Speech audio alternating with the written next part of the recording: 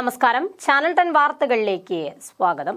വണ്ടൂരിൽ Innova car നിയന്ത്രണം വിട്ട് മരത്തിലിടിച്ചുണ്ടായ അപകടത്തിൽ ഒരാൾ മരിച്ചു. കൂരാട് കരിമ്പന വീട്ടിൽ മൈമൂനയാണ് മരിച്ചത്. കഴിഞ്ഞ ദിവസം രാത്രി 12 മണിയോടെയാണ് അപകടമുണ്ടായത്. വിദ്യാർത്ഥിയായ പേരക്കുട്ടിയെ മൈസൂരിലാക്കിയ ശേഷം മടങ്ങും വഴിയാണ് അപകടം. ഇടിയുടെ ആഘാതത്തിൽ കാർ പൂർണ്ണമായും തകർന്നു.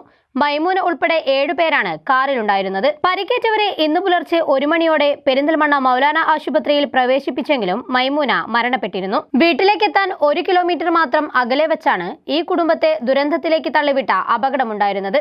ഒപ്പമുണ്ടായിരുന്ന ഭർത്താവ് കുഞ്ഞു മുഹമ്മദ്, മകൾ താഹിറ, മരുമകൻ ഇസ്ഹാഖ്, സിഫ്ര മെഹ്റിൻ, അസ്മൽ, അർഷദ് എന്നിവർ പെരിന്തൽമണ്ണ മൗലാന ആശുപത്രിയിൽ ചികിത്സയിൽ തുടരുകയാണ്.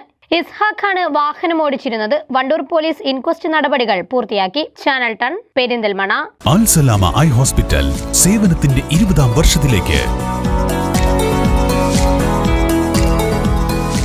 21 ലക്ഷത്തോളം സന്തുഷ്ടരായ ഉപഭോക്താക്കളും 2 ലക്ഷത്തോളം തിമിര ശസ്ത്രക്രിയകളും പൂർത്തിയാക്കിയ മലബാറിലെ ഏക കണ്ണാശുപത്രി. ലോകോത്തര നിലവാരമുള്ള ചികിത്സാ സംവിധാനങ്ങൾ, തിമിര ശസ്ത്രക്രിയ, ഗ്ലൂക്കോമ, റെറ്റിന വിഭാഗം, കോർണിയ, ലേസർ ചികിത്സാ വിഭാഗം, contact lens clinic, optical, pharmacy, lab തുടങ്ങി നൂതന സാങ്കേതിക വിദ്യ ഒരുക്കിയുള്ള എല്ലാ നേത്രരോഗ ചികിത്സാ സൗകര്യങ്ങളും വിദഗ്ധരായ ഡോക്ടർമാരുടെ മേൽനോട്ടത്തിൽ. Al Salama eye hospital, hospital road, Perinthalmanna.